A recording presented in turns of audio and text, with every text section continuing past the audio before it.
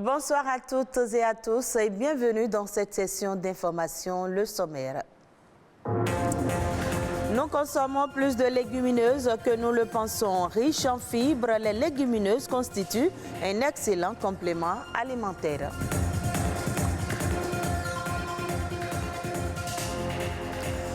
Vous êtes nombreux à aimer déguster du popcorn en regardant un film, mais le savez-vous, ce sont les conditions de préparation qui déterminent son apport nutritionnel pour la santé. On s'intéresse à l'hypertension artérielle, un trouble cardiovasculaire fréquent. Elle est un problème majeur de santé, mais ce mal peut être traité et même évité.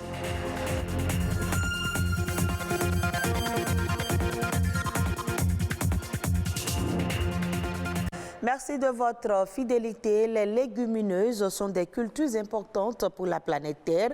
Elles sont riches en nutriments et ont une teneur élevée en protéines. C'est une source de protéines idéale, en particulier dans les régions où la viande et les produits laitiers ne sont pas accessibles pour des raisons géographiques ou économiques. Alors, que peut-on dire sur les légumineuses? Les précisions dans ce reportage de Daniel Sosa. Riches en nutriments, les légumineuses sont aujourd'hui des cultures essentielles pour l'humanité. Secs ou verts, elles sont des plantes dont les fruits sont contenus dans des gousses. Les légumineuses cumulent des qualités qui les rendent plus que recommandables pour les consommateurs de tous les continents. Quand on dit légumineuses, il faut savoir que c'est le haricot rouge, les lentilles, le pois vert, le cassoulet, le vanzon. Tout ce qui pousse dans une coque en égrène, c'est des légumineuses. Donc, les légumineuses sont adaptées à chaque individu selon leur santé. Et c'est un besoin qu'il faut dans le repas journalier, voire hebdomadaire, pour permettre à chacun de se ressourcer et de faire une bonne compensation des vitamines et minéraux. Comme la viande ou les produits laitiers, les légumineuses ont une teneur élevée en protéines et en acides aminés d'origine végétale pour l'alimentation humaine. Elles contribuent ainsi à la croissance et au développement de l'organisme humain. C'est riche en protéines végétales. Et parce que nous avons des protéines animales et des protéines végétales. Les protéines végétales, on en a besoin pour le maintien du corps. Les légumineuses contiennent naturellement de la vitamine B. La vitamine B, c'est la vitamine de la mémoire. Donc c'est pourquoi souvent les enfants, on leur conseille de faire la farine et de bouillir pour qu'ils prennent à certains âges. Et dans ces farines, vous verrez qu'il y aura le haricot rouge, le mil, le sorgho, tout cet ensemble des légumineuses avec les céréales à grains entiers se regroupent pour donner une tonicité à l'enfant, une bonne croissance. De même, celui qui est anémié, celui qui est dénutri, il doit prendre les légumineuses pour retrouver une bonne nutrition, une pleine forme. Bien qu'elles soient utiles pour l'homme, les légumineuses jouent aujourd'hui un rôle très important dans la protection de l'environnement. Les légumineuses permettent de lutter contre l'appauvrissement du sol. La culture des légumineuses nécessite moins d'eau. Les légumineuses, dans leur culture également, on utilise peu d'engrais chimiques parce que les légumineuses arrivent quand même à fixer leur propre engrais azoté. Et comme ça, elles permettent également de lutter contre les gaz à effet de serre. Beaucoup utilisent les légumineuses pour l'alternance des semences, pour l'alternance des cultures, toujours pour enrichir le sol. Sensibiliser alors l'opinion publique et les décideurs sur la nécessité de sauvegarder les légumineuses est le seul défi qui s'impose à toute l'humanité pour une alimentation saine et une planète en bonne santé.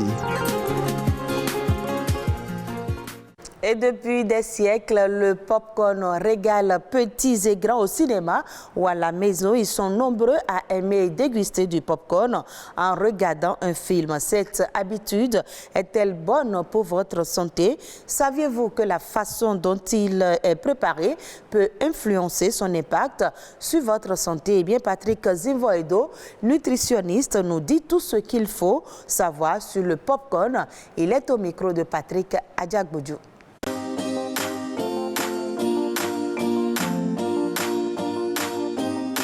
C'est des aliments qu'on prend tout juste avant de manger. Ça fait partie du cocktail pour le café. La base même, c'est du maïs avec des ajouts, plus peut-être du sel ou bien un peu de sucre ou bien du lait. Et en portion, on le met et on commence par consommer. Lorsque vous prenez du popcorn, c'est bon pour les enfants, mais ça a des conséquences. Parce que le maïs, naturellement, contient d'huile. Donc le foie est chargé de produits d'huile, naturellement, dans le maïs. Mais encore, on fait des ajouts d'huile. Quel type d'huile? On ne sait pas. Et encore du lait. Le lait, nous avons une protéine qu'on appelle caséine qui se retrouve dans le lait. Et quand tous ces éléments se retrouvent, peut-être chez d'autres personnes, ils prennent du popcorn avec des boissons glacées. Et là, ça peut provoquer la constipation. Vous avez les valeurs nutritives à l'étape fraîche. Mais quand il s'agit de la transformation, même jusqu'à ce que le maïs même qui transforme popcorn, il contient toujours les valeurs nutritives. Mais au cours de la transformation, parce qu'il est passé dans une transformation, dans une machine, donc là, ça va être des aliments transformés.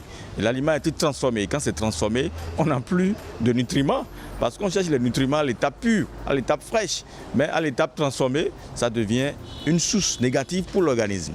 Donc on n'en a pas besoin de trop. Peut-être les enfants peuvent consommer pour retrouver leur poids. Parce que chez les enfants, la transformation est rapide, la digestion est rapide, le métabolisme est rapide. Mais chez les personnes âgées déjà à 40 ans, peut-être en petite quantité, accompagnées du jus d'orange ou bien du jus de pamplemousse ou bien de l'eau tiède. Certes, c'est bon à voir, c'est joli dans un sachet, mais le contenu, le contenant, c'est ça qu'il faut voir. Ça contient quoi? Ça m'apporte quoi? Si ça apporte du bourratif, ça veut dire que ça ne me sert à rien d'en consommer. Quand il y a l'huile, lait, sucre, ça c'est des éléments toxiques pour l'organisme. Donc c'est des bactéries, on crée des bactéries comme ça dans nos tubes digestifs, dans nos intestins. On ne prend jamais du popcorn cru, au moins de l'eau minérale ou bien de l'eau simple pour accompagner avec. Et nous restons toujours dans le domaine de la santé pour parler de l'hypertension artérielle qui est une pathologie qui se manifeste par une forte pression du sang sur la paroi des artères. Elle implique des troubles cardiaques et vasculaires.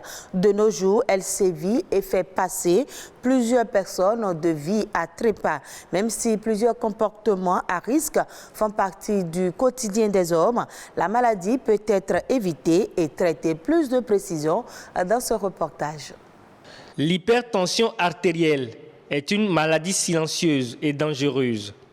Une personne adulte sur 3 en souffre dans le monde, selon l'Organisation mondiale de la santé. L'hypertension artérielle, un mal dont les causes sont multiples. Il y a dans un petit pourcentage des cas, 5 à 10% des cas, des causes précises, identifiables et curables, souvent des malformations ou des dysfonctionnements d'un organe précis. Certaines maladies des reins peuvent donner spécifiquement une pression artérielle, mais dans la grande majorité des cas, l'hypertension artérielle relève de mécanismes complexes, divers, enchevêtrés. C'est le cas de l'hypertension artérielle essentielle de l'adulte. Les facteurs de risque, vous avez l'obésité. Donc vous avez l'absence d'exercice physique. Il y a l'alimentation. Quand l'alimentation est trop riche en sel et trop riche en lipides, donc l'alimentation riche en cholestérol, donc la personne peut faire facilement et très vite l'hypertension artérielle. Pour éviter d'être hypertendu, des comportements sains sont à adopter au quotidien. Il y a des choses dont la consommation est, disons, encouragée, les fruits et légumes. Parce qu'il y a des substances dans les fruits et légumes qui peuvent améliorer le fonctionnement des vaisseaux et du cœur et prévenir la survenue d'une hypertension artérielle.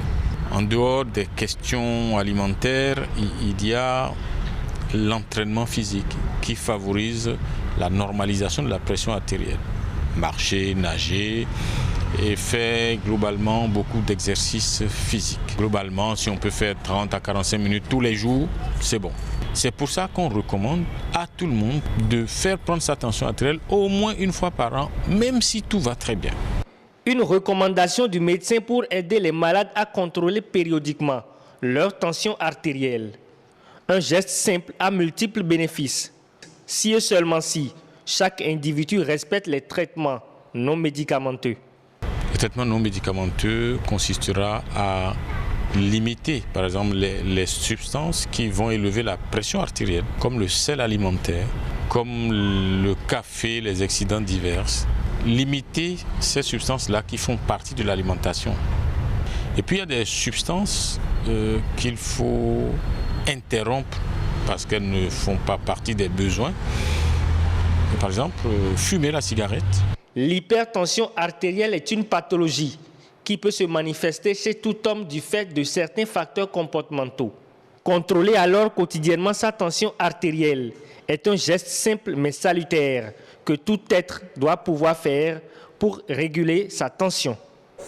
Suivons à présent La Nation en bref, une compilation de l'actualité nationale présentée par Josué Daniel Sosa.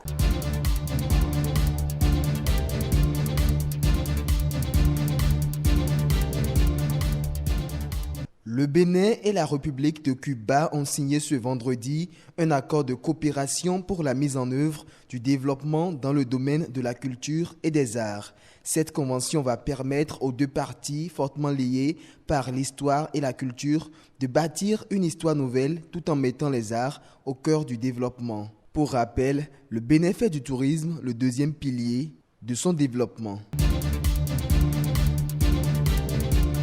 Le ministère du numérique et de la digitalisation a installé 43 points numériques communautaires et 40 bornes Wi-Fi sur toute l'étendue du territoire national. Financé par l'Agence béninoise du service universel des communications électroniques et de la poste, les PNC et les bornes Wi-Fi permettent aux populations des communes bénéficiaires d'avoir accès à Internet, aux ressources et contenus numériques ainsi qu'aux formations. L'accès au PNC se fait moyennant un montant forfaitaire de 150 francs CFA par heure, tandis que la connexion aux bornes Wi-Fi est entièrement gratuite. Un contrat de 292 millions d'euros, soit environ 189 milliards de francs CFA pour la réalisation d'un ensemble d'infrastructures de transport et de distribution d'électricité a été signé par le groupe français Vinci Énergie avec les ministères des Finances et de l'Énergie du Bénin. D'une durée de 3 ans, ce projet couvre 8 des 12 départements du Bénin et plusieurs milliers de foyers seront raccordés au réseau électrique. Le projet s'inscrit dans le cadre du programme d'accès durable et sécurisé du Bénin à l'énergie électrique qui vise à assurer un accès universel, sécurisé et fiable à l'électricité tant aux habitants qu'aux sites industriels et stratégiques.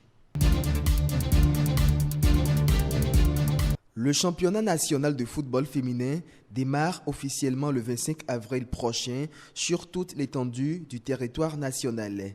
Au total, 18 clubs féminins répartis en 2 groupes vont animer cette compétition au cours de laquelle 150 matchs seront joués pour déterminer l'équipe championne de la saison 2020-2021.